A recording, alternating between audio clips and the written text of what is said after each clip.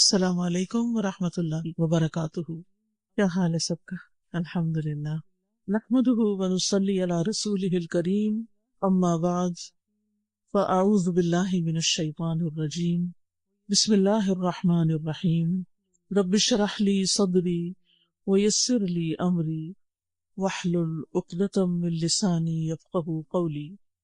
الحمد للہ الذی خلقنا وہدانا، امر بالطاعات لما فيها من الخير والبركات، ونهى عن المحرمات لما فيها من الشؤم والشرور والهلاكات۔ احمد ربي واشكره على نعمه التي لا يحصيها الا هو، ما علمنا منها وما لم نعلم۔ ہر طرح کی ہم اللہ رب العزت کے لیے ہے، جس نے ہمیں پیدا کیا، ہمیں ہدایت دی، اور اس نے ہمیں اطاعت کے ان کاموں کا حکم دیا جن میں ہمارے لیے خیر اور برکت ہے، اور حرام کاموں سے منع کیا کیونکہ ان میں نحوست، شر اور فساد، تباہی ہے۔ میں اپنے رب کی حمد بیان کرتی ہوں اور اس کا شکر ادا کرتی ہوں، اس کی ان نعمتوں پر جنہیں اس کے سوا کوئی شمار نہیں کر سکتا، کوئی گن نہیں سکتا، ان نعمتوں پر بھی جنہیں ہم جانتے ہیں اور ان نعمتوں پر بھی جنہیں ہم جانتے نہیں۔ حقیقت یہ ہے کہ ہمارا رب ہی شکر اور تعریف کے لائق ہے۔ تعریف کا جذبہ انسان کے اندر ہر حال میں رہتا ہے۔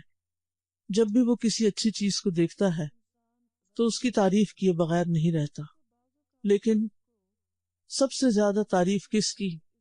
وہ جو خود نظر نہیں آتا، لیکن بے شمار نشانیاں اس کے وجود پر دلالت کرتی ہیں۔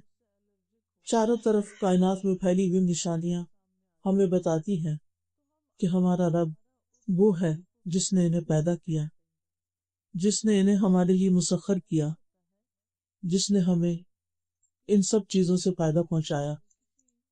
آج میں اسی موضوع پر بات کروں گی کہ پھر ایسے رب سے ہمارا تعلق کیسا ہونا چاہیے۔ حقیقت یہ ہے کہ انسان کو اللہ تعالیٰ نے اس طریقے پر پیدا کیا ہے کہ وہ اپنے رب کی عبادت کر سکے، سب سے بڑھ کر اپنے رب سے محبت کرے۔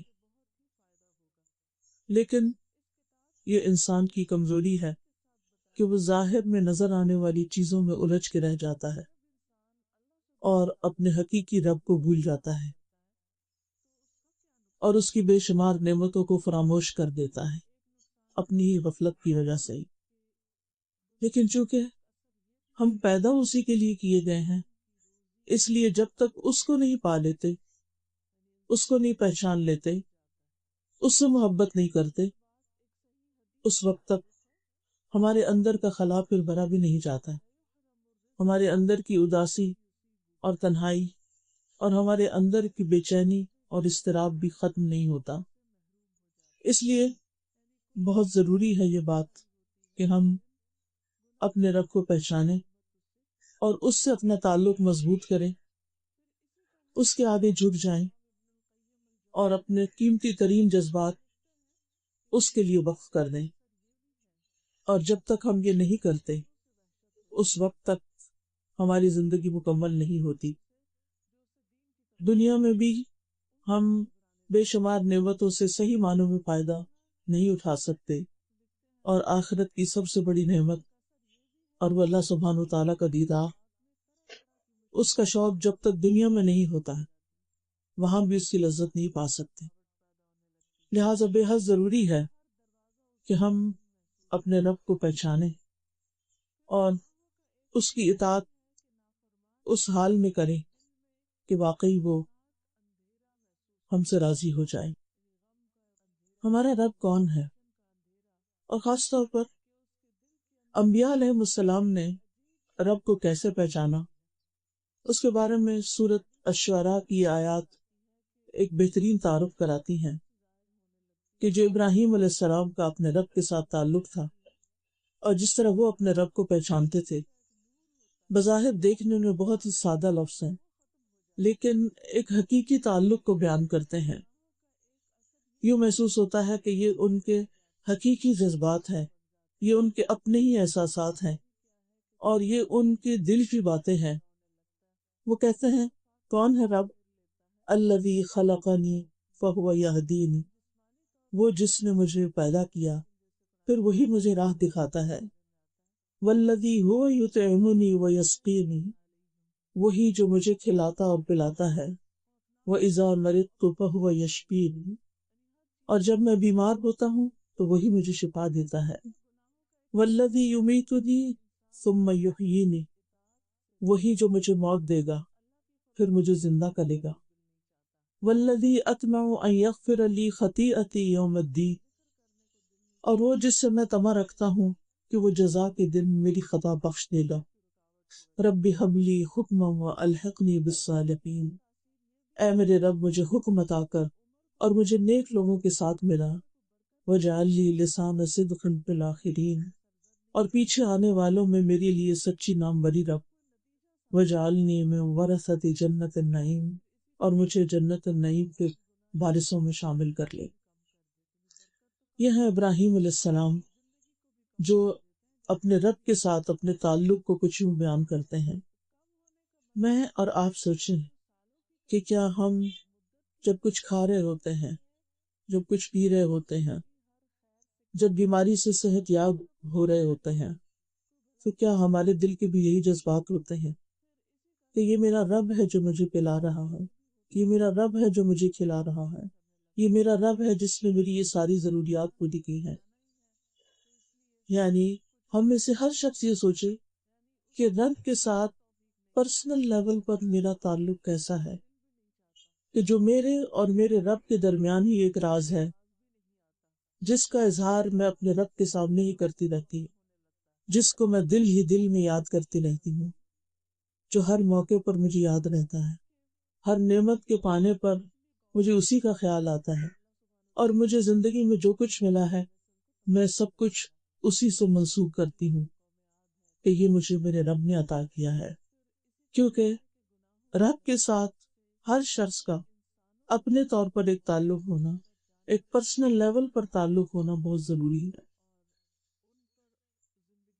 ہمارا رب اگرچہ سارے جہانوں کا رب ہے، اللہ خالق کل شیء، ہر چیز کو وہی پیدا کرنے والا ہے، وہی خالق ہے، وہی مالک ہے، وہی اس پوری کائنات کی تدبیر کر رہا ہے، اس کا نظام چلا رہا ہے، سارے امور اسی کی طرف لوٹتے ہیں۔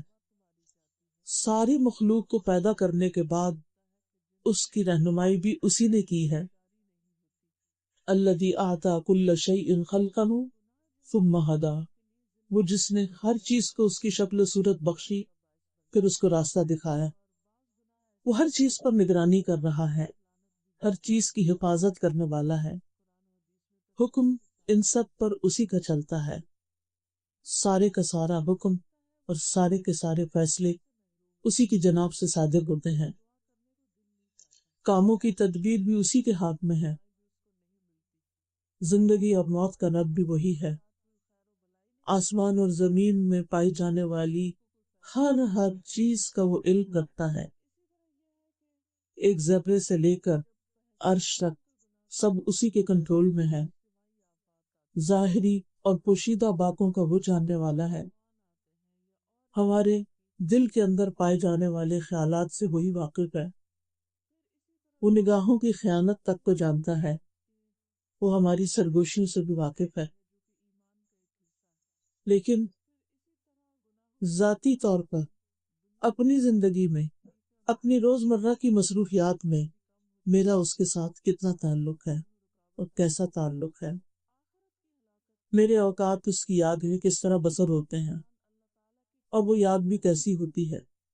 اور خاص طور پر نماز کے وقت ہماری نماز میں، ہماری عبادت میں، ہماری تلاوت میں اس کی یاد کا کتنا حصہ ہوتا ہے۔ وہ فرماتا ہے اقم الصلاۃ لذکری، نماز میری یاد کے لیے قائم کرو۔ لیکن ہم نماز میں کیا کرتے ہیں؟ نماز کا اصل مقصد تو اس سے ملاقات ہے، اس کی عبادت کا اظہار ہے، اس کی یاد ہے جو عملی شکل میں ہم اس کے سامنے کھڑے ہو کر کرتے ہیں۔ لیکن افسوس یہ کہ ہماری نماز بھی اس کی یاد سے خالی ہوتی۔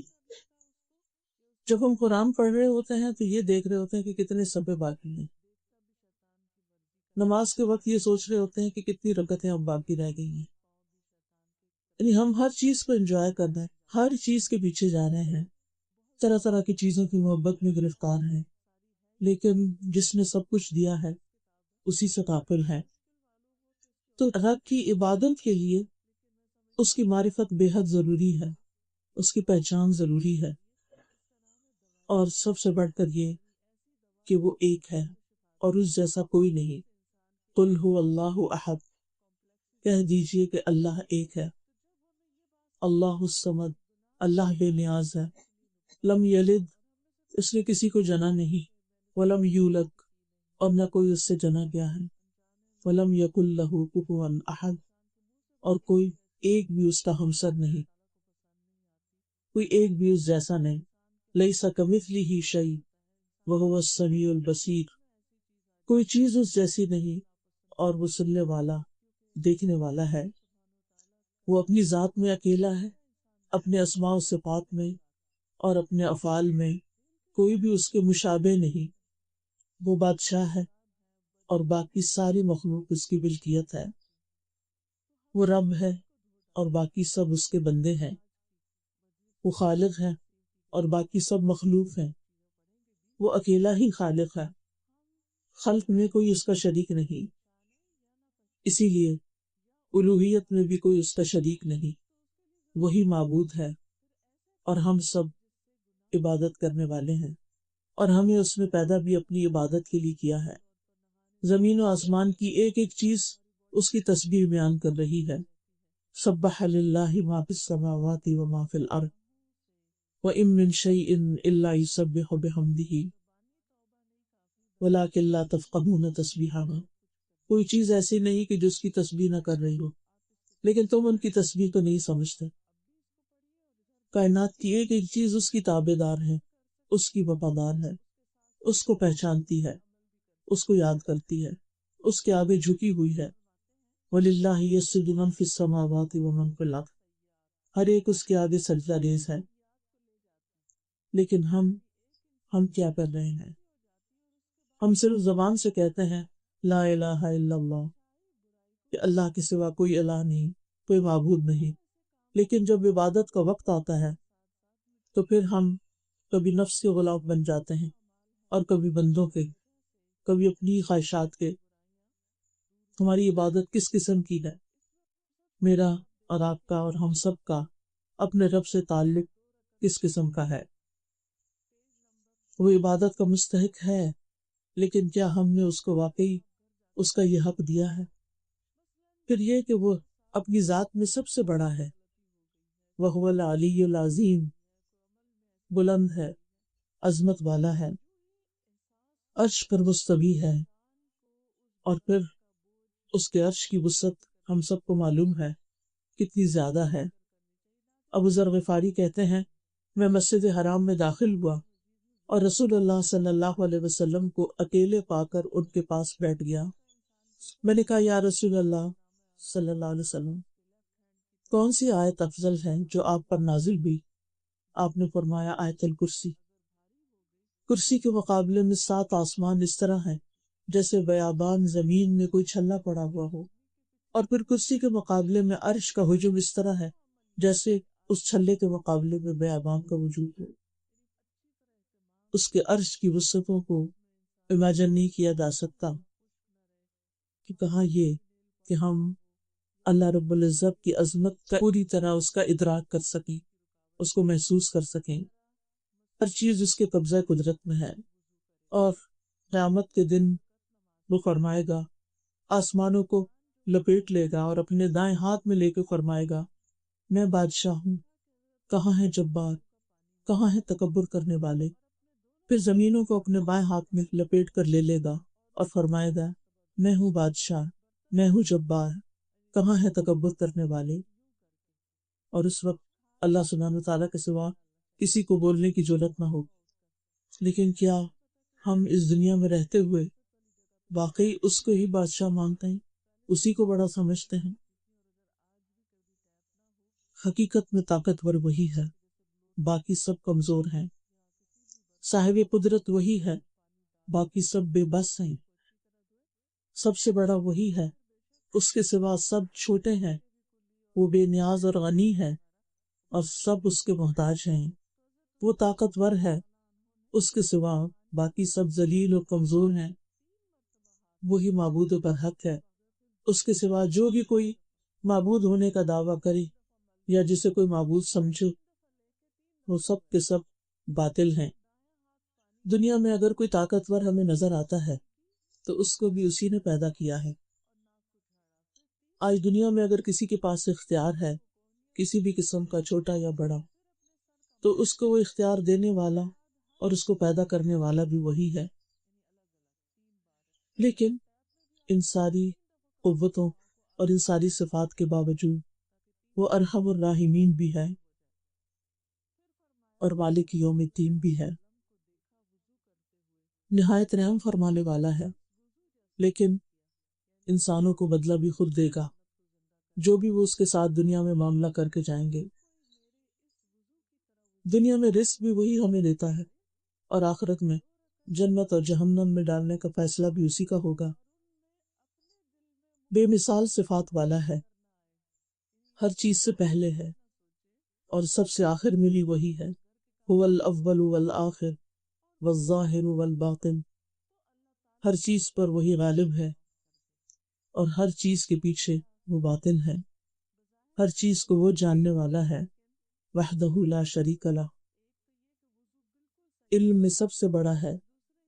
اللہ یعلم ما تحمل كل انثى وما تغیض الارحام وما تزداد وكل شیء عنده بمقدار عالم الغیب والشہادۃ الکبیر المتعال۔ اللہ جانتا ہے جو ہر مادہ اٹھائے ہوئے ہے اور جو کچھ رحم کم کرتے ہیں اور جو زیادہ کرتے ہیں، اور ہر چیز اس کے ہاں ایک اندازے کے ساتھ ہے۔ وہ غیب اور حاضر کو جاننے والا ہے، بہت بڑا اور نہایت بلند ہے۔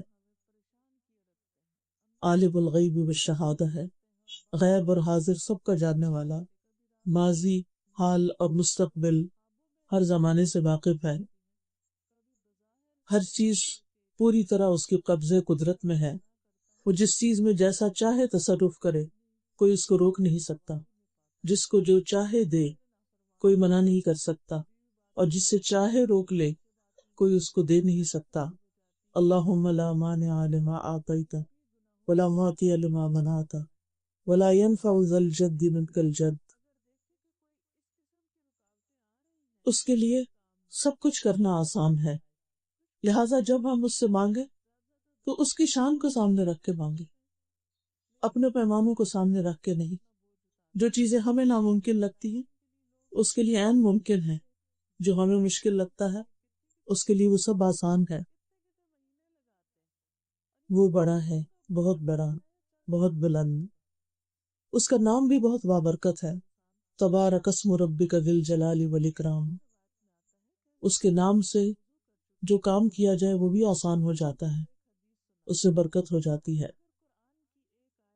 رسول اللہ صلی اللہ علیہ وسلم نے فرمایا، کھانے کے وقت اللہ کا نام لیا کرو، وہ تمہارے لیے اس کھانے میں برکت ڈال دے گا، اس کے نام سے حفاظت ملتی ہے۔ نبی صلی اللہ علیہ وسلم نے فرمایا، جب رات کا آغاز ہو یا جب شام ہو جائے تو اپنے بچوں کو روک لو، گھر سے باہر نہ نکلنے دو، کیونکہ اس وقت شیاطین پھیل جاتے ہیں۔ پھر جب رات کی ایک گھڑی گزر جائے تو انہیں چھوڑ دو، یعنی پھر جا سکتے ہیں، اور دروازے بند کر لیا کرو، اور اس وقت اللہ کا نام لو، کیونکہ شیطان بند دروازے کو نہیں کھولتا۔ اور اللہ کا نام لے کر اپنے مشکیزوں کا منہ باندھ لیا کرو، اللہ کا نام لے کر برتنوں کو ڈھکا کرو، خواہ کسی چیز کو چوڑائی میں رکھ کر ہی اس کو ڈھکو، یعنی برتن کھلے نہیں ہونے چاہیے رات کے وقت، اور اپنے چراغ سونے سے پہلے بجھا دیا کرو۔ اسی طرح جب صبح شام 3 دفعہ اس کا نام لیا جائے اور یہ دعا پڑھی جائے تو کوئی چیز انسان کو نقصان نہیں دیتی۔ بسم اللہ الذی لا یضر مع اسمہ شیء فی الارض ولا فی السماء وہو السمیع العلیم۔ ہمارا رب حقیقی بادشاہ ہے، اس کے سوا جس کسی نے بادشاہت کا دعویٰ کیا وہ اس کے لیے ہمیشہ کے لیے نہیں تھی، وہ عارضی تھی، وقتی تھی، ناپائیدار تھی، اور بے شمار بادشاہ ذلت سے دوچار ہو کر بادشاہت سے رخصت ہوئے۔ حقیقی بادشاہ وہی ہے۔ اللہم مالک الملک تؤتی الملک من تشاء وتنزع الملک ممن تشاء وتعز من تشاء وتذل من تشاء بیدک الخیر انک علی کل شیء قدیر۔ تمام مخلوقات چاہے اوپر کی دنیا میں ہو یا نیچے کی دنیا میں صرف اور صرف اسی کی ملکیت میں ہے۔ سورج، چاند، ستارے، راگ، دن، فرشتے، انسانوں کی روحیں، جن، پرندے، جانور، جمادات، نباتات، سمندر، نہریں، بادل، پانی، مٹی، پہاڑ، ہوائیں اور دیگر تمام چیزیں جن کو شمار نہیں کیا جا سکتا یا ان سے ہم واقف بھی نہیں، وہ ساری کی ساری اس کی ملکیت میں ہیں، اور ان سے ہم جو بھی فائدہ اٹھا رہے ہیں اس کے اذن سے اٹھا رہے ہیں، اور وہ ان تمام چیزوں کو اکیلے ہی اون کرتا ہے، اس کا ان میں کوئی بھی شریک نہیں ہے، اور بغیر کسی رکاوٹ کے اپنی مرضی کے ساتھ انہیں چلاتا ہے۔ اس کی بادشاہت ہر چیز پر ہے، سمندروں پر بھی، ستاروں سیاروں پر بھی، خشکی پر بھی، زمین پر بھی، آسمانوں پر بھی۔ مخلوقات میں سے کوئی ایک بھی ایسا نہیں کہ جو اس کے دائرۂ اختیار سے باہر ہو یا اس کے اختیارات میں کسی قسم کی کوئی بھی شراکت رکھتا ہو۔ وہ سارے خزانوں کا بھی مالک ہے۔ وَإِن مِّن شَيْءٍ إِلَّا عِندَنَا خَزَائِنُهُ، کوئی بھی چیز نہیں مگر اس کے کئی خزانے ہمارے پاس ہیں۔ وَلِلَّهِ خَزَائِنُ السَّمَاوَاتِ وَالْأَرْضِ، آسمانوں اور زمین کے سارے خزانے اسی کے پاس ہیں۔ اگر تمام انسان، اولین و آخرین، جن و انس، ایک چتیل میدان میں کھڑے ہو کر اللہ تعالیٰ سے مانگنے لگے اور اللہ تعالیٰ ان کو وہ سب کچھ عطا کر دیں جو وہ مانگ رہے ہیں، تو بھی اس کے خزانوں میں کوئی کمی باقی نہیں ہوگی، مگر جتنی سمندر میں سوئی ڈال کے نکالنے سے پانی میں کمی باقی ہوتی ہے، یعنی نتھنگ، کچھ بھی کمی نہیں۔ وہی پریشانیوں کو دور کرنے والا ہے، وہی بیماریوں کو دور کرنے والا ہے، وہی دکھوں کو دور کرنے والا ہے، بندوں کی تمام ضروریات وہی پوری کرتا ہے۔ لہٰذا دکھ ہو یا ضرورت ہو، اسی کی طرف رجوع کرنے کی ضرورت ہے۔ جب ہم اسے پکارتے ہیں تو ہماری پکار سنتا ہے۔ وَإِذَا سَأَلَكَ عِبَادِي عَنِّي فَإِنِّي قَرِيبٌ أُجِيبُ دَعْوَةَ الدَّاعِ إِذَا دَعَانِ، اور جب میرے بندے تجھ سے میرے بارے میں سوال کریں تو بے شک میں قریب ہوں، میں پکارنے والے کی دعا قبول کرتا ہوں جب وہ مجھے پکارتا ہے۔ یعنی اللہ تعالیٰ سنتا ہے اور دعائیں قبول کرتا ہے۔ وہ بڑے حیا والا ہے، اسے اس بات سے حیا آتی ہے کہ اس کا بندہ اس کے سامنے ہاتھ پھیلائے اور وہ ان ہاتھوں کو خالی لوٹا دے۔ وہی بندوں کا فقر دور کرنے والا ہے۔ رسول اللہ صلی اللہ علیہ وسلم نے فرمایا، جسے انتہائی شدید حاجت آ پڑے، کوئی ضرورت ہو، کسی چیز میں ڈیسپریٹ ہو کہ اس کا یہ کام نکل آئے، اور وہ اسے لوگوں پر پیش کر دے تو اس کی حاجت دور نہیں ہوگی، اور جس نے اسے اللہ پر پیش کیا، وہ سیدھا اللہ ہی کی طرف گیا، تو عنقریب اللہ تعالیٰ اسے بے نیاز کر دے گا، اس کی ضرورت پوری کر دے گا۔ یا تو جلد ہی اسے موت آ جائے گی یا پھر جلد ہی غنی ہو جائے گا۔ پھر وہ بندوں کے بہت قریب بھی ہے اور قابل تعریف ہے، اس لیے کہ وہ رب العالمین ہے۔ الحمدللہ رب العالمین، دنیا اور آخرت میں اسی کی تعریف ہے، صبح اور شام اسی کی تعریف ہے۔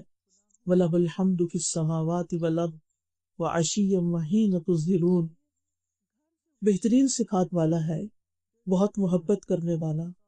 وَهُوَ الْغَفُورُ الْوَدُودُ ذُو الْعَرْشِ الْمَجِيدُ، وہی ہے جو بے حد بخشنے والا، نہایت محبت کرنے والا ہے، عرش کا مالک ہے، بڑی شان والا ہے، وسیع رحمت والا ہے۔ اس کی رحمت اس کے غضب پر حاوی ہے، جو اس سے معافی چاہتا ہے اس کو معاف کر دیتا ہے، جو بخشش مانگتا ہے اس کو بخش دیتا ہے۔ شیطان نے کہا تھا، میرے رب مجھے تیری عزت کی قسم، میں تیرے بندوں کو اس وقت تک گمراہ کرتا رہوں گا جب تک ان کے جسم میں روح رہے گی. اور رب نے فرمایا تھا مجھے اپنی عزت و جلال کی قسم جب تک وہ مجھ سے معافی مانگتے رہیں گے میں بھی انہیں معاف کرتا رہوں گا. اس لیے کبھی بھی رب کی رحمت سے مایوس نہیں ہونا چاہیے. وہ گناہوں کا معاف کرنے والا ہے. اگر کوئی شرک نہ کرے تو باقی تمام گناہوں کو وہ معاف کر دے گا. کبیرہ گناہوں کے باوجود بخش دینے والا ہے. یہ ہے ہمارا رب جس کی تعریف میں سارے سمندر سیاہی بن جائیں اور سارے درخت قلم بن جائیں تو بھی اس کے کلمات ختم نہ ہوں. لیکن ہمیں بار بار اس کی صفات اور اس کے ناموں کو ذکر کرتے رہنا چاہیے تاکہ ہمیں اس کی محبت نصیب ہو، ہم حقیقی معنوں میں اس کی عبادت کر سکیں. کیونکہ جب تک ہم رب کو پہچانتے نہیں، اس کو جانتے نہیں، تو پھر ہم عبادت کس کی کر رہے ہیں؟ جس کو ہم جانتے ہیں اس کی عبادت. کیسی عبادت؟ وہ عبادت میں کیا ہوگی؟ اس لیے بہت ضروری ہے کہ ہم رب کی عبادت کے لیے اس کو پہچانیں، وہ رب جس کی طرف ہماری واپسی ہے. ایک صورت تو یہ تھی کہ وہ ہمیں پیدا کر کے چھوڑ دیتا کہ جائیں دنیا میں کھائیں پیئیں اور ختم ہو جائے، بات ختم. لیکن اس نے ایسا نہیں کیا. اس نے پیدا کیا، ایک مقصد کے لیے پیدا کیا اور پھر واپس اپنی ہی طرف بلائے. لہٰذا ہم میں سے ہر ایک کو اپنے رب کے سامنے جا کے کھڑے ہونا ہے، اس سے ملاقات کرنی ہے. عقل مند وہ ہے جو اس ملاقات کی تیاری کرے، رب کو پہچانے، حقیقی معنوں میں اس کی عبادت کرے اور پھر ہر روز یہ سوچے کہ وہ دن کیسا ہوگا جب میں اپنے رب کے سامنے کھڑا ہوگا. ہم سب اس بات کو امیجن کریں کہ اگر ہم اطاعت کرتے ہیں تو انشاءاللہ رب سے ملاقات خوشگوار ہوگی. لیکن اگر ہم اس کی نافرمانی میں دن گزار رہے ہیں تو پھر کس ذلت اور کس شرمندگی کے ساتھ کھڑے ہونا ہوگا. نیک انسان اس کو تو موت کے وقت ہی خوشخبری دے دی جاتی ہے. جب مومن کی موت کا وقت آتا ہے تو اس کے پاس رحمت کے فرشتے ایک سفید ریشم کا کپڑا لے کر آتے ہیں. وہ کہتے ہیں اپنے رب کی طرف نکل آ، یعنی روت آ جاؤ، اللہ کی راحت کی طرف، یعنی اللہ تعالیٰ تجھے راحت اور سکون عطا کرے گا، اور اس کے رزق کی طرف، اور ایسے رب کی طرف جو تم سے ناراض نہیں. یعنی موت کے وقت نیک انسان کو خوشخبری مل جاتی ہے کہ تمہارا رب تم سے ناراض نہیں. لیکن اس کے لیے بہت ضروری ہے کہ ہم ساری زندگی یہ فکر لگائے رکھیں کہ ہمارا رب ہم سے راضی ہے یا نہیں، اور اس حال میں کہ تو راضی ہے اور اللہ تجھ سے راضی ہے. یا ایتھا النفس المطمئنہ ارجعی الی ربک راضیۃ مرضیہ فادخلی فی عبادی وادخلی جنتی. لیکن آج ہم اس دنیا میں ہوتے ہوئے، دنیا میں اور دنیا فانی جس کو کہتے ہیں، اس میں اتنے مشغول ہیں، اتنے محو ہیں، اور اسی کے غم میں گلے جا رہے ہیں کہ ہمیں یہ بھول ہی گیا ہے کہ ایک دن ہمیں اپنے رب کے سامنے جا کر کھڑے ہونا. سورۃ الرحمن میں اللہ تعالیٰ فرماتے ہیں کل من علیہا فان، جو بھی اس زمین پر ہے سب فنا ہونے والا ہے. لیکن ہمارا حال یہ ہے کہ جو کچھ اس زمین پر ہے ہماری محبتیں اسی کے لیے، ہمارے غم بھی اسی کے ہیں. اور وَيَبْقَى وَجْهُ رَبِّكَ ذُو الْجَلَالِ وَالْإِكْرَامِ، تیرے رب کا چہرہ باقی رہے گا جو بڑی شان اور عزت والا ہے. یعنی اس کے دیدار اور وہ جو باقی رہنے والا، اس کی طرف ہماری توجہ کب ہے. ہم سب اپنے دلوں کا جائزہ لیں، ہم سب اپنا اپنا محاسبہ کریں کہ میرے دل میں سب سے زیادہ کون سی چیز آتی، سب سے زیادہ مجھے کس چیز کا خیال آتا ہے، سب سے زیادہ مجھے کس چیز کی پریشانی. اللہ سبحانہ تعالیٰ بڑا غیرت والا ہے. جب بندہ اللہ سے بڑھ کر کسی بھی چیز سے محبت کرتا ہے، اللہ تعالیٰ بندے کو اسی چیز سے توڑتا ہے، اسی چیز کے غم میں مبتلا کر دیتا ہے، اسی چیز کے لیے پریشان کر دیتا ہے. اسی لیے الا ان اولیاء اللہ لا خوف علیہم ولا هم یحزنون. لیکن ہمیں یہ بات سمجھ میں نہیں آتی کیونکہ ہم نے اللہ کا ولی ہونے کا کبھی سوچا ہی نہیں کہ ہم سب چیزوں سے بڑھ کر اللہ ہی سے محبت کرنے والے ہیں. اور یہ ایک حقیقت ہے کہ جب انسان کا اللہ پہ توکل ہو جاتا ہے، وہ اللہ کو پہچان لیتا ہے، اور دوسری طرف اس دنیا کی حقیقت کو بھی پہچان لیتا ہے، تو پھر دنیا کے غم ہلکے ہو جاتے ہیں، اور کچھ لوگوں کے تو بالکل ہی ختم ہو جاتا ہے، کیونکہ انہیں پتا ہے کہ دنیا اپنے سارے مسائل کے ساتھ ایک دن اپنے اینڈ کو پہنچے گی، لیکن صرف باقی رہنے والی چیز تو ہمارا نبی ہے. اس لیے اس کو راضی کرنے کی فکر کرنی چاہیے، اس کی طرف توجہ کی فکر چاہیے، اس سے محبت کرنی چاہیے، اس کو بنا لینا چاہیے، کیونکہ وہ دنیا میں ہی وقت ہے، مرنے کے بعد یہ نہیں ہو سکے گا. تو رب سے میرا تعلق کیسا ہونا چاہیے؟ پھر سب سے پہلی بات تو یہ کہ رب پر ایمان، ایسا یقین کہ جس میں کوئی شک نہ ہو، اور اس ایمان کے ساتھ اس کی عبادت، اس ایمان میں اس کی محبت بھی شامل اور اس کا خوف بھی شامل. جب عبادت میں محبت اور خوف دونوں چیزیں شامل ہو جاتی تو عبادت کا لطف ہی کچھ اور ہو جاتا ہے. لیکن جب عبادت صرف ایک ریچول سمجھ کر اور ایک صرف مجبوری سمجھ کر کی جاتی ہے کہ نہ کی تو پکڑ ہو جائے گی، نماز قضا کر دی تو بس سزا مل جائے گی، تو پھر اس نماز سے انسان لذت نہیں پاتا. کیوں نبی صلی اللہ علیہ وسلم فرماتے تھے اقیم الصلاۃ یا بلال ارحنا بلال، بلال نماز قائم کرو اور ہمیں اس سے راحت پہنچا کہ جب رب سے ملاقات کرے گی، رب کے آگے کھڑے ہوں گے تو ساری باتیں بھول جائیں گے، دنیا کے غم بھول جائیں گے.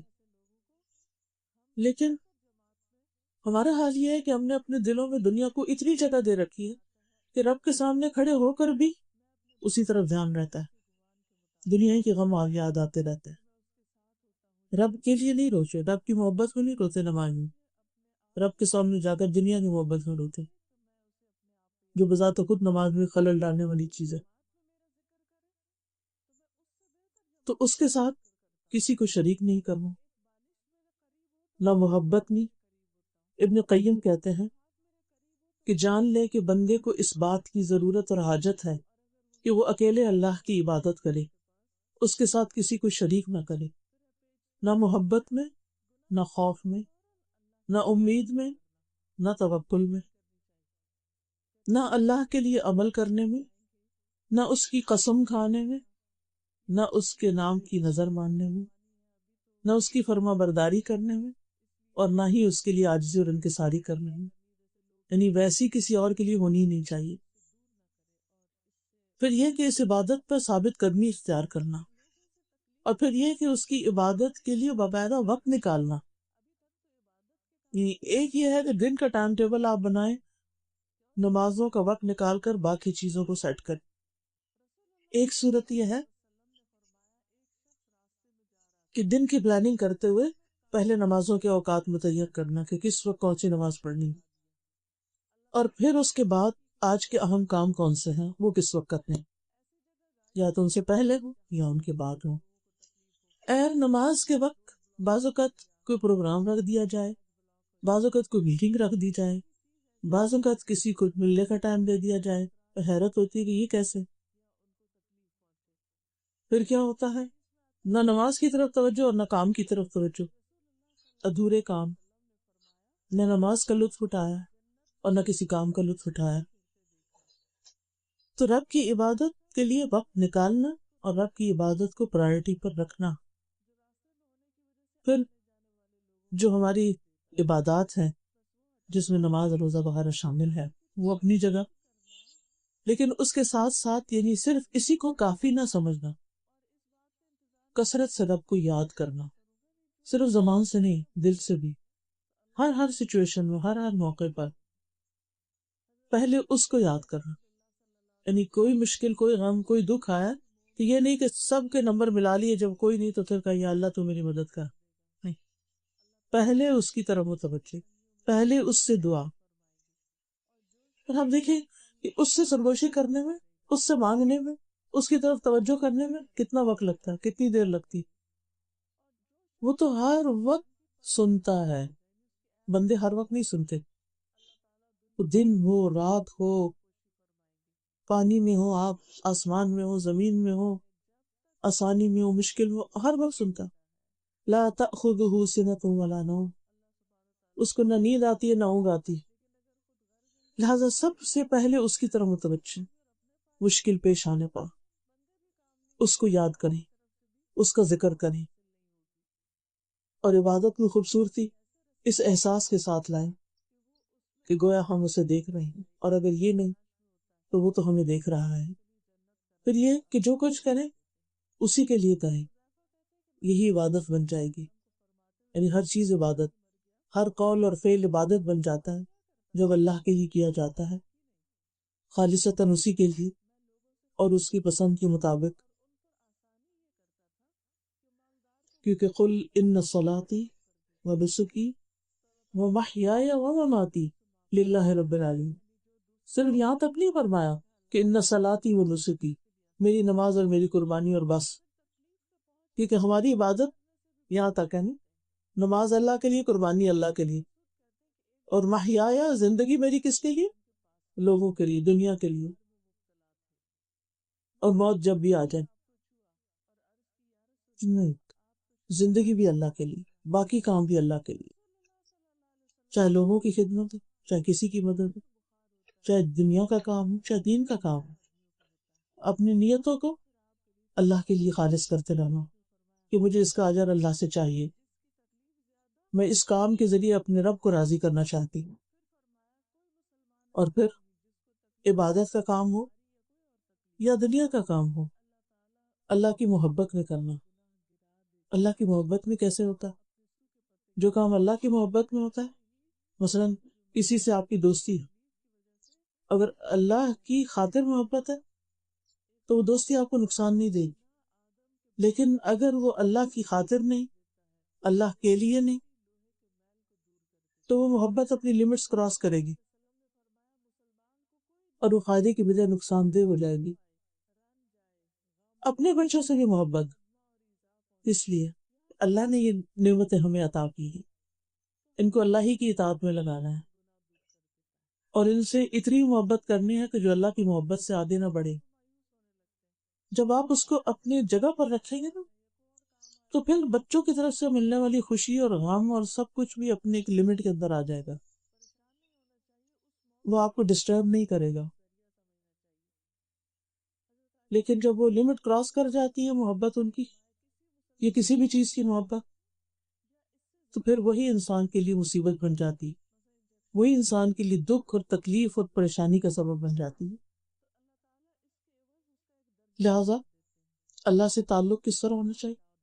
عبادت اسی کے لیے، ذکر اسی کا، محبت اس سے، خوف بھی اسی کا، اور سب سے بڑھ کر خوف اسی کا، اور غائبانہ طور پر اللہ سے ڈرنا. وَأُزْلِفَتِ الْجَنَّةُ لِلْمُتَّقِينَ غَيْرَ بَعِيدٍ هَذَا مَا تُوعَدُونَ لِكُلِّ أَوَّابٍ حَفِيظٍ مَنْ خَشِيَ الرَّحْمَنَ بِالْغَيْبِ وَجَاءَ بِقَلْبٍ مُنِيبٍ ادْخُلُوهَا بِسَلَامٍ ذَلِكَ يَوْمُ الْخُلُودِ لَهُم مَّا يَشَاءُونَ فِيهَا وَلَدَيْنَا مَزِيدٌ. اور جنت متقین کے قریب کر دی جائے گی جو کچھ بھی دور نہ ہوگی. یہ ہے جس کا وعدہ تم سے کیا جاتا تھا ہر اس شخص کے لیے جو بہت رجوع کرنے والا، خوب حفاظت کرنے والا ہو، جو رحمان سے بن دیکھے ڈر گیا ہو، اور رجوع کرنے والا دل لے کر آیا ہو. کہا جائے گا اس میں سلامتی کے ساتھ داخل ہو جاؤ، یہی ہمیشہ رہنے کا دن ہے. ان کے لیے وہاں وہ کچھ ہوگا جو وہ چاہیں گے، اور ہمارے پاس مزید بھی ہے. مزید کیا؟ اللہ سبحانہ وتعالیٰ کا دیتا. پھر ہر موقع پر اللہ سے ڈرنی، یعنی خوشی کا موقع ہو، غم کا موقع ہو، کچھ خریدنے کا ہو، کچھ بیچنے کا ہو، کیونکہ ان معاملات میں ہم عموماً اللہ تعالیٰ کو بلا دیتے ہیں. اسی لیے ہمارے خرید و فروخت میں اسراف بھی ہوتا ہے، ہم نافرمانی کی چیزیں بھی کرنے لگتے ہیں اور ہمیں کچھ فکر بھی نہیں ہوتی. ہم کہتے ہیں ہم نے نماز بڑی اچھی سی پڑھ لی، ہم تو تہجد بھی پڑھتے ہیں، ہم تو حجاب بھی کرتے ہیں، ہم تو صدقہ خیرات بھی کرتے ہیں، لیکن جب معاملات آتے ہیں تو ان میں دھوکہ دہی یا فریب یا ان باقی چیزوں کے بارے میں نہیں سوچتے. تو جو اللہ کی محبت میں جیتے ہیں وہ اللہ کے بندوں کو نقصان بھی نہیں دیتے، وہ کسی پہ ظلم نہیں کرتے، وہ اپنے آپ پہ بھی نہیں کرتے، وہ اس کے ہر حکم کو لیتے ہیں. یا ایھا الذین آمنوا ادخلوا فی السلم کافہ، اے لوگ جو ایمان لائے دین میں پورے کے پورے داخل، اور اس کی منہیات جن چیزوں سے اس نے روکا ہے اس سے بھی بچتے ہیں، جو فرائض اس نے عائد کیے ان کو ادا کرتے ہیں اور دل کی خوشی سے پورے کرتے ہیں، یعنی صرف ایک مجبوری سے نہیں، بہترین طریقے سے اللہ کی عبادت کرتے ہیں. اور اس میں آپ دیکھیں کہ نبی صلی اللہ علیہ وسلم نے حضرت معاذ بن جبل کا ہاتھ پکڑا اور فرمایا اے معاذ میں تم سے محبت کرتا ہوں. حضرت معاذ کہتے ہیں میں نے عرض کیا اللہ کے رسول میں بھی آپ سے محبت کرتا ہوں. تو رسول اللہ صلی اللہ علیہ وسلم نے فرمایا تم پابندی سے ہر نماز میں یہ دعا مانگا کرو، رب اعنی علی ذکرک و شکرک و حسن عبادتک، کیونکہ جب بندے کو بطور رزق اچھی عبادت کی توفیق دے دی جاتی ہے تو اس کا سینہ کھل جاتا ہے، دل مطمئن ہو جاتا ہے اور وہ عبادت کی لذت پا لیتا ہے، اور یہ اللہ کی مدد سے ہی ہوتا ہے. اس لیے ہر نماز کے بعد ایسا کرنا ضروری ہے. اور پھر آپ دیکھیے نبی صلی اللہ علیہ وسلم حضرت معاذ سے محبت کا اظہار کرتے ہیں، اور یہ محبت اللہ کی خاطر تھی، اسی لیے نماز کے بعد کی دعا ساتھ سکھائی کہ جب انسان کسی سے اللہ کی خاطر محبت کرتا ہے تو پھر وہاں صرف دنیا کی باتیں نہیں ہوتی، وہ ایک دوسرے کی خیر خواہی کے کام بھی کرتا ہے. اور پھر جب عبادت صحیح ہو جاتی ہے نا تو بہت سی مصیبتیں اور بہت سی تکلیفیں اور بہت سی پریشانیاں خود بہت دور ہونے لگتی ہیں، کیونکہ دل میں یا تو آپ اللہ کی محبت اور اس کا لطف پائیں گے، یا اگر وہ نہیں تو پھر دنیا کی پریشانیاں ہوں گی.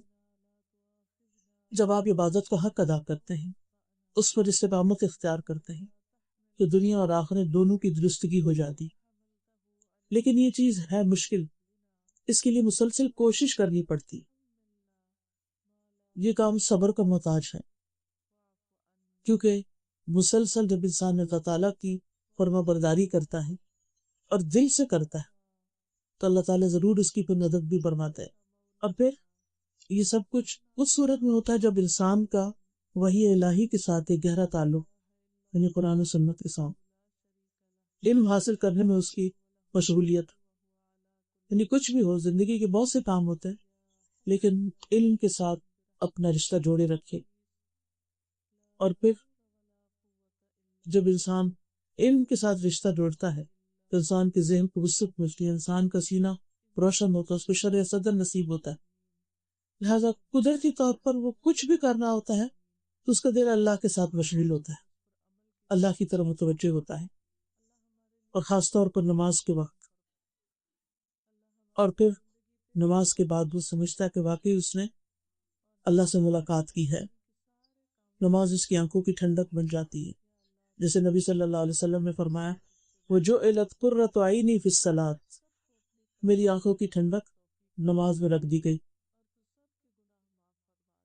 اور پھر انسان جب اللہ کے سامنے کھڑا بھی ہوتا ہے تو کھڑا ہونا اس کو لطف دیتا ہے، وہ رکوع میں جاتا ہے تو رکوع اس کو لطف دیتا ہے، سجدے میں جاتا ہے تو اس کو کل محسوس کرتا ہے، اللہ کی عظمت کو محسوس کرتا ہے کہ یار بڑا تو ہے، میں تو بہت چھوٹا ہوں. تو حسن عبادت کے لیے ضروری ہے اللہ کی معرفت، عبادت کی حکمت کو محسوس کرنا، یعنی عبادت کیوں فرض کی گئی اور یہ خاص قسم کی عبادت کس لیے ہے.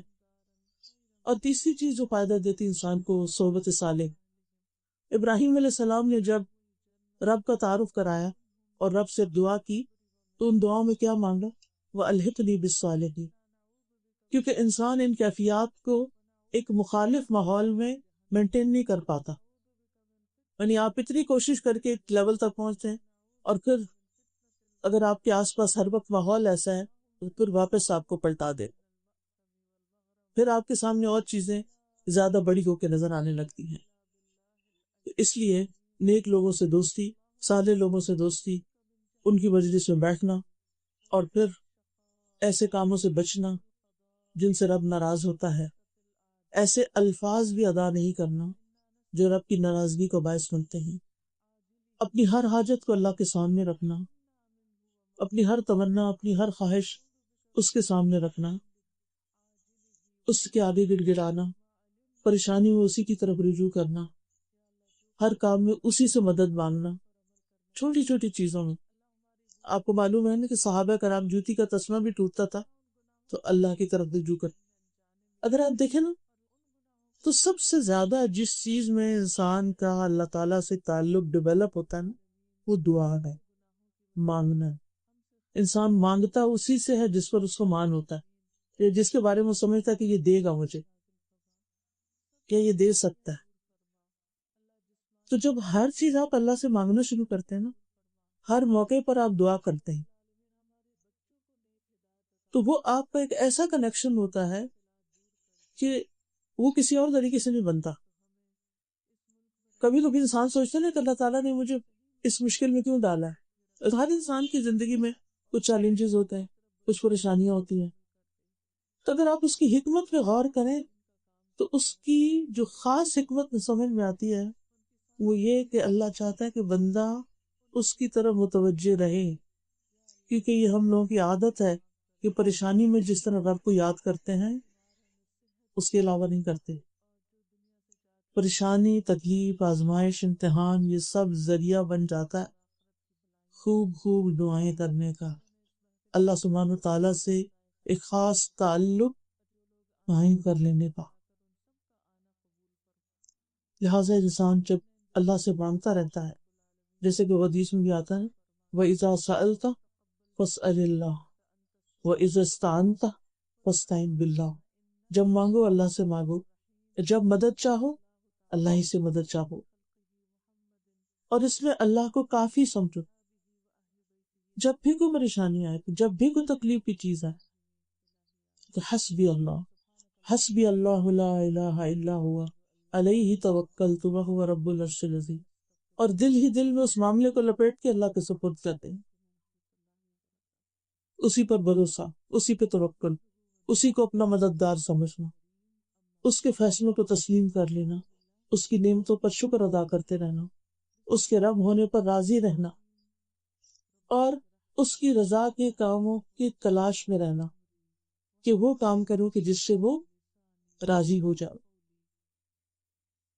اور اس کی دعا بھی کرنا وَأَنْ أَعْمَلَ صَالِحًا تَرْضَاهُ، کہ اللہ میں ایسے اچھے کام کروں کہ جس سے تو راضی ہو جائے،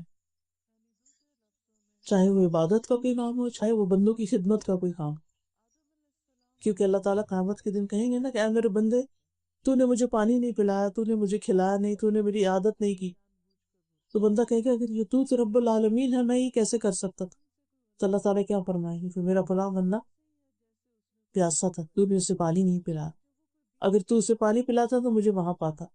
فلاں بندہ بھوکا تھا، اگر تو اسے کھلاتا یعنی اس کی ضرورت پوری کر دیتا تو مجھے وہاں پاتا۔ تو اللہ کی خاطر جو بندوں کی ضروریات انسان پوری کرتا ہے تو یہ بھی اللہ سبحانہ وتعالیٰ کے ساتھ ایک گہرا تعلق کا باعث بنتا ہے۔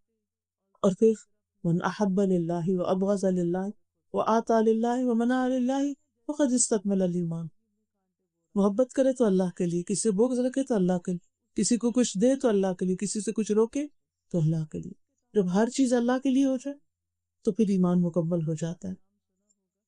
صبر بھی اللہ ہی کی خاطر کہ اس کا اجر مجھے اللہ سے لینا، غصہ بھی اللہ کی خاطر پی جانا۔ حدیث میں آتا ہے اللہ کے نزدیک غصے کے اس گھونٹ سے زیادہ افضل گھونٹ کسی بندے نے کبھی نہ پیا ہوگا جو وہ اللہ کا چہرہ حاصل کرنے کے لیے پیتا ہے۔ اللہ کی خاطر معاف کر دینا یعنی اللہ سے جزا پانے کے لیے۔ حدیث میں آتا ہے جو شخص کسی ظلم پر ظالم کو صرف اللہ کا چہرہ چاہنے کے لیے معاف کرتا ہے، اللہ تعالیٰ اس کی عزت میں اضافہ فرما دیتا ہے۔ پھر اسی طرح آپس کے اختلافات میں اللہ کی طرف رجوع کرنا، پھر اللہ تعالیٰ کا ادب بھی، کیونکہ جب ہم ہر بات اللہ سے کرنے لگتے ہیں تو بعض اوقات ادب کے دائرے سے نکلنے لگتے ہیں، تو اس سے بھی بچنا ہے۔ اللہ کو پکارنے میں ادب، ادعوا ربکم تضرعا وخفیا انہ لا يحب المعتدین، تم اپنے رب کو عاجزی سے اور چپ کے پکارا کرو، وہ حد سے بڑھنے والوں کو پسند نہیں کرتا۔ ابن قیم کہتے ہیں اللہ کے ساتھ ادب اس طرح ہوگا کہ وہ ظاہری اور باطنی حرکات کو اللہ کے ساتھ اچھے قرب اور اچھی مصاحبت کے ساتھ واقع کرے، جیسا کہ اللہ کی تعظیم، بڑائی اور اللہ سے حیا کا حق ہے۔ پھر اللہ تعالیٰ کے نام کی تعظیم، پھر اس کے احکامات کو خوش دلی سے قبول کرنا، ان پر اعتراض نہ کرنا، یہ کیوں آیا ہے، ایسا حکم کیوں ہے، یہ تو بڑا مشکل ہے، یہ آج کے دور میں نہیں ہو سکتا، اس طرح کی زبان استعمال نہیں کرنا۔ یعنی بعض اوقات انسان صاف انکار کر دیتا، میں تو نہیں یہ کر سکتا، یا ان پر عمل کرنے سے تکبر کرتا ہے، یا ان پر عمل کرنے سے سستی کا مظاہرہ کرتا۔ کہ جب انسان کے اندر اللہ کی محبت ہوتی ہے اور اللہ کے لیے کچھ کرنا ہوتا ہے تو انسان کے دل میں یہ یقین ہوتا ہے اللہ سب سے بڑا ہے، لہٰذا میں اس کے لیے کوئی کام کر رہا ہوں تو کیا مشکل ہے، مجھے اس سے جزا چاہیے۔ پھر سارے لوگوں کی نظریں چھوٹی ہو جاتی ہیں کہ لوگ کیا کہیں گے۔ جب تک لوگ ہماری نگاہوں میں بڑے رہتے ہیں تو پھر ہم بہت سے احکامات پر عمل ہی نہیں کرتے کہ لوگ کیا کہیں گے، لیکن جب اللہ ہمارے سامنے بڑا ہو جاتا ہے، ہماری زندگی میں وہ سب سے بڑا ہو جاتا ہے، تو پھر ہمیں کچھ بھی کرنے میں مشکل نہیں لگتا کہ ہم اس کے لیے کر رہے ہیں اور وہ ہمیں دیکھ رہا ہے۔ پھر یہ ہے کہ اللہ سبحانہ وتعالیٰ کے ساتھ ادب کا ایک تقاضا یہ بھی ہے کہ اس سے کبھی بدگمان نہ ہو، اس سے کبھی مایوس نہ ہو، کبھی اس کو الزام نہ دے، پھر بغیر علم کے اللہ کی طرف کوئی بات منسوب نہ کریں کہ اللہ تعالیٰ یہ کرتا ہے، اللہ تعالیٰ یہ کہتا ہے، اللہ تعالیٰ فرماتا ہے اور کہیں نہ فرمایا ہو۔ یہ سخت بڑا جھوٹ ہے، یہ کبیرہ گناہ سے بھی بڑا گناہ ہے، اکبر الکبائر میں سے ہے۔ پھر اللہ کی طرف بھلائی کی نسبت کرنا، شر کی نسبت نہ کرنا۔ ابراہیم علیہ السلام نے کہا تھا الذی خلقنی فہو یہدینی والذی ہوا یطعمنی ویسقینی واذا مرضت فہو یشفین۔ بیماری کو اپنی طرف منسوب کیا، میری اپنی کوتاہیوں کا نتیجہ۔ اور پھر آخر میں یہ کہ اس کو زندگی بھر کے لیے مینٹین کرنا۔ بعض اوقات ایسا ماحول ہمیں ملتا ہے، ایسا علم ملتا ہے، ایسی کمپنی ملتی ہے کہ ہمارا ایمان بہت بڑھ جاتا ہے، ہمارا اللہ سے تعلق خاص ہو جاتا ہے، اللہ کی عبادت میں لذت نصیب ہوتی، لیکن پھر کچھ دن کے بعد وہ سب ڈھیلا پڑنے لگتا۔ تو اس کی بھی فکر کرنی ہے کہ کون سی ایسی غلطی کی تھی، کون سا ایسا کام کیا تھا کہ جس کی وجہ سے یہ میرے ساتھ ہو رہا ہے۔ ان غلطیوں کی توبہ، استغفار، اور پھر موت تک رب کی عبادت۔ وَاعْبُدْ رَبَّكَ حَتَّىٰ يَأْتِيَكَ الْيَقِينُ، توحید پر، کلمہ لا الہ الا اللہ پر خاتمے کی دعا، رب کی ملاقات کا شوق، اور پھر رب سے دعائیں، خاص طور پر اپنے لیے، اپنے ایمان کے لیے، استقامت کے لیے، اپنے والدین کے لیے، ازواج کے لیے، اولاد کے لیے، خصوصاً اولاد کے نمازی بننے کی دعا، پھر تمام انسانوں کے لیے، سب کی بخشش کے لیے، اور پھر ہر طرح کی خیر پانے کے لیے، دلوں کی صفائی کے لیے، علم میں اضافے کے لیے، معاملات کو سمجھنے کے لیے، معاملات کی آسانی کے لیے، شکر گزار اور اطاعت گزار بننے کے لیے، اپنے دشمن شیطان سے حفاظت کے لیے۔ لہٰذا جب دعائیں ہم اللہ سے کریں گے اور دنیا اور آخرت کی ساری بلائیاں پانے کے لیے اور جنت میں اپنے رب کا دیدار پانے کے لیے، کہ رب کے ساتھ تعلق مضبوط کرنے چلا جائے، جس بندے کی دعاؤں میں کمی ہوتی ہے اس کے رب سے تعلق میں بھی کمی واقع ہو جاتی۔ تو دعائیں تعلق بڑھانے کا بہترین ذریعہ ہے۔ اللہ سبحانہ وتعالیٰ ہمارے اس تعلق کو بہترین کر دے، مضبوط کر دے، اور ہر آن یہ تعلق مضبوط سے مضبوط تر ہوتا چلا جائے۔ وآخر دعوانا ان الحمد للہ رب العالمین۔